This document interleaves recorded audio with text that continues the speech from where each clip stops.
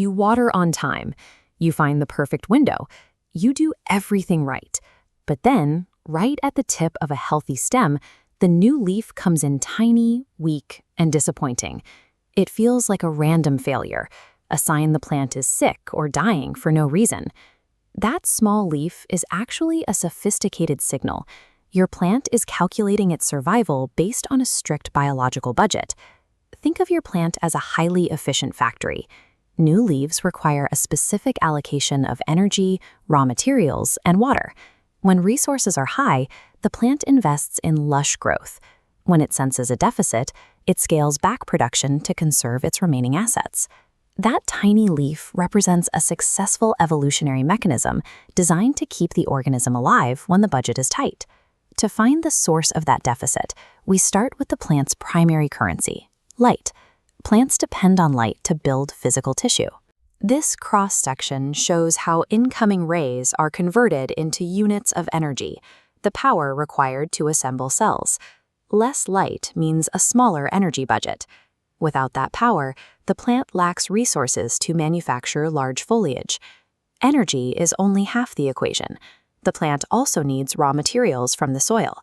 Fast-growing species pull nitrogen and potassium from the dirt to act as biological mortar and bricks for their structure. If the soil is depleted of these nutrients, the plant lacks the physical building blocks for big leaves, forcing it to adapt to a smaller size. Deficits in either energy or raw materials lead to the same result, an economic compromise between growth and starvation. The audit now moves underground to the biological supply chain, the root system. Inconsistent watering cycles damage roots and stop them from absorbing the water and nutrients the plant needs to expand. Sometimes the roots hit an infrastructure cap. This diagram shows a root-bound plant, where growth is restricted because the roots have run out of physical space to expand. The plant records these internal struggles directly onto its stem. This line graph shows the chronological ledger. The larger, older leaves represent a past state of abundance, while the shrinking leaves at the top track the current deficit.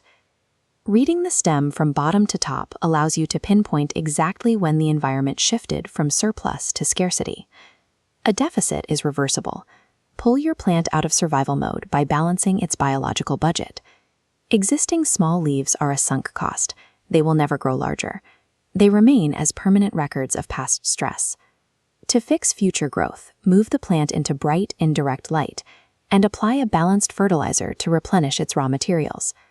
Repair the supply chain by watering consistently and upgrading the pot size if the root system has hit its capacity. Once the budget is balanced, the plant stops hoarding. It uses those restored resources to produce a new generation of leaves, emerging larger and stronger. Learning this economic language turns you into a master plant parent who understands exactly what their plant needs to thrive.